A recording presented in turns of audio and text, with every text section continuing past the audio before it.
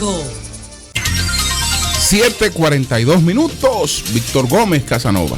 Gracias, muy buenos días Julio Martínez Pozo, buenos días a todos mis compañeros del Sol de la Mañana y muy buenos días a todas las personas que nos hacen el honor de su sintonía todos los días a través de Sol 106.5 FM, la más interactiva. Cuando son las 7:42 de este miércoles 18 de mayo del año 2016, Gracias. Quiero, antes de iniciar mi comentario, dedicar un minuto de reflexión, como hacemos todos los días. Y yo quiero invitarles a que reflexionemos en el día de hoy sobre las acciones que tomamos nosotros esperando la misma reacción de parte de los demás. Y es que usted va a terminar siempre decepcionado si usted piensa que la gente hará lo mismo por usted que usted haría por ellos. Porque hay una característica individual en cada ser humano y no todos tenemos el mismo corazón, las mismas intenciones, las mismas costumbres, las mismas intenciones para con los demás.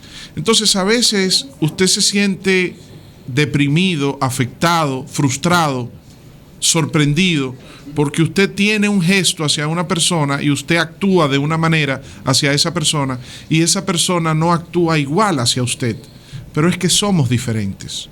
Entonces, no espere que otra persona va a ser con usted igual que como usted es con esa otra persona. Porque, reitero, no somos iguales. Todos tenemos características emocionales diferentes. Entonces, haga las cosas por lo que usted sienta hacerlo. Porque a usted le gusta hacerlo. Porque usted se siente cómodo consigo mismo al hacerlo. No esperando que el otro reaccione igual hacia usted. Así evitará muchas situaciones de trauma o de sorpresa o de malestar. Son las 7:43. Miren, yo decía el pasado lunes que este proceso electoral que concluyó el domingo 15 de mayo pasado ha dejado muchas lecciones. Estas elecciones han dejado muchas lecciones y creo que es importante para todos los dominicanos y dominicanas como sociedad ir analizando esas lecciones, ir aprendiendo, discutiendo, observando todas estas lecciones. Una de las principales lecciones para mí que dejó este proceso y que comparto con todos ustedes es el apoyo de la sociedad a los candidatos jóvenes, a las caras frescas, a los candidatos postulados sin importar partido político que se presentan como una nueva alternativa. Ocurrió con Kelvin Cruz, alcalde electo de la ciudad de La Vega. Ocurrió con José Ignacio Paliza, senador electo de la provincia de Puerto Plata. Ocurrió con David Collado, alcalde electo del Distrito Nacional.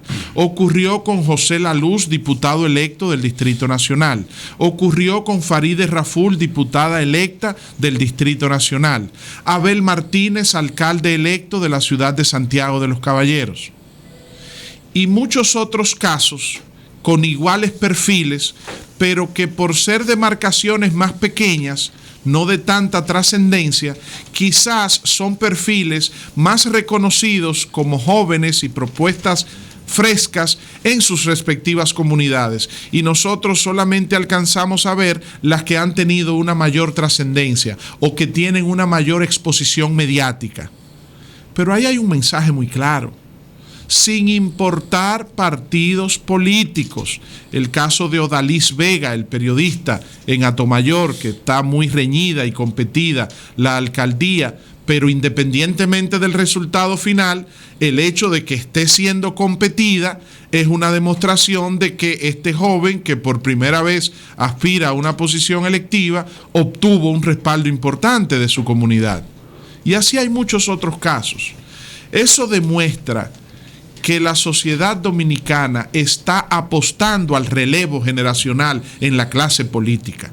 Y eso es muy positivo y es una señal que no podemos dejar de observar. Es una lección que nos dejó estas elecciones.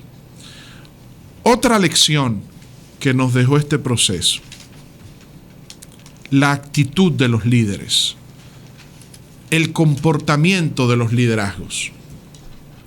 El que vio y escuchó el discurso de Danilo Medina el lunes 16 de mayo, al anunciar públicamente su victoria después de la amplia brecha que los boletines de la Junta Central Electoral vienen ofreciendo con respecto a su candidatura a la presidencia, y al ser ya prácticamente proclamado como presidente electo de todos los dominicanos y dominicanas, el que escuchó el discurso de Danilo Medina, el que vio el discurso de Danilo Medina de antes de ayer, comprende por qué Danilo Medina ganó las elecciones con más de un 62% de los votos, convirtiéndose en el presidente más votado de toda la historia de la República Dominicana.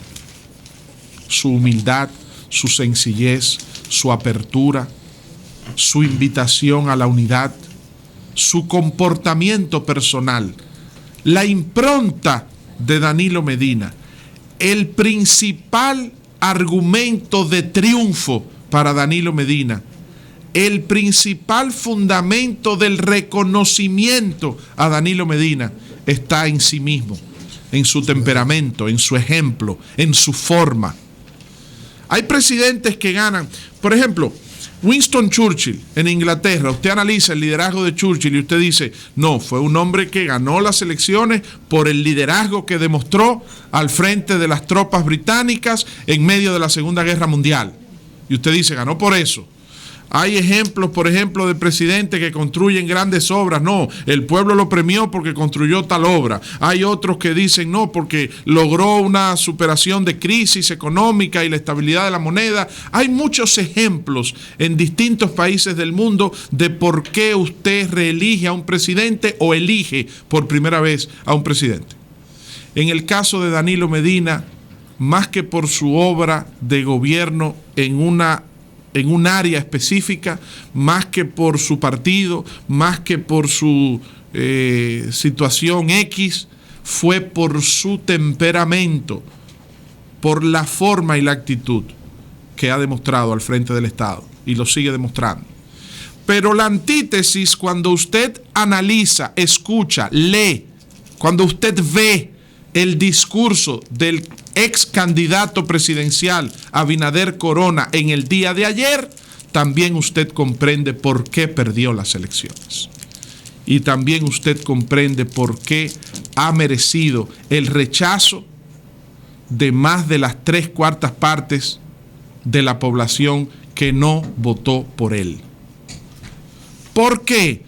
Porque es un dirigente político que demuestra no tener la capacidad ni las condiciones para aspirar a la posición de jefe de Estado. Un hombre que aspira a dirigir los destinos de una nación no se puede comportar de la manera en que se ha venido comportando desde el domingo en la noche para acá el ex candidato presidencial Abinader Corona. Y eso no le hace daño a Danilo Medina, que es su contrincante. Eso no le hace daño a los otros candidatos que compitieron también por la presidencia. Eso le hace daño a sí mismo. ¿Por qué? 3 aspectos breves para concluir.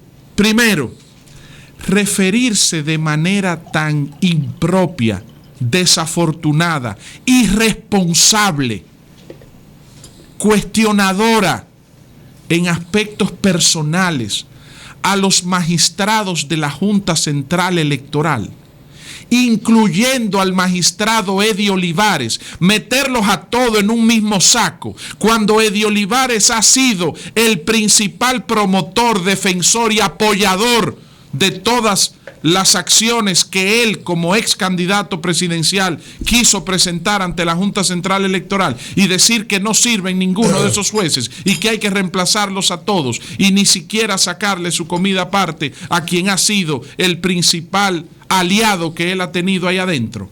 Cuando Eddie Olivares ha entrado en contradicciones muy desafortunadas e irresponsables también, como decir ayer que el conflicto de este proceso lo ha generado el querer imponer el conteo electrónico. De ninguna manera, magistrado Olivares, el conflicto en el proceso lo ha generado el chantaje de candidatos a la presidencia, que han demostrado que no tenían condiciones ni siquiera para ser candidatos, chantajeando con el tema del conteo electrónico. Es al revés. Pero si es algo que señalo con el magistrado Olivares y con el magistrado Roberto Rosario, el presidente de la Junta Central Electoral, un hombre que recibía a Abinader Corona en su casa, no en la Junta Central. Cuando Abinader Corona llamaba que quería hablar con Roberto Rosario Márquez, Roberto Rosario lo recibía no en su despacho de la Junta Central Electoral, no, lo recibía en la sala de su casa, lo que no hacía con Danilo Medina, ni con ninguno de los otros candidatos a la presidencia. Roberto Rosario tiene como director de Relaciones Públicas en la Junta Central Electoral al relacionador público de la Universidad OIM, a nuestro querido y distinguido amigo, el periodista Félix Reina, un hombre decente, correcto y que ha manejado con muy buena... Que el PLD criticó a Roberto por eso muchísimo, mucho, porque había, tú sabes lo que implica eso, ¿verdad? Y sin embargo Roberto dijo que era necesario. Claro, y ha hecho una excelente labor y Félix es amigo de todos nosotros y ha desempeñado su rol con mucha responsabilidad y equilibrio. Pero algo más, cuando el ex candidato presidencial Abinader Corona fue presentado como candidato a la presidencia por su partido el domingo 14 de junio del 2015, los observadores de la Junta Central Electoral, los inspectores de la Junta Central Electoral, se pudieron dar cuenta en el proceso de observación de esa asamblea que no hubo quórum y que tal y como establece la ley electoral, se violentó esa ley y que por lo tanto Abinader Corona no había sido proclamado oficialmente como candidato a la presidencia por ese partido, porque no había cumplido con lo que establece la ley electoral, porque no había logrado el quórum reglamentario. ¿Y qué hizo Roberto Rosario? Le armó un escándalo público al ex candidato presidencial Abinader Corona. Dijo que él no era candidato, le rechazó la candidatura, lo llamó en privado y le dijo: mire, candidato, lamentablemente no se cumplió con lo que manda la ley y los inspectores dicen en este informe que no se obtuvo el quórum reglamentario.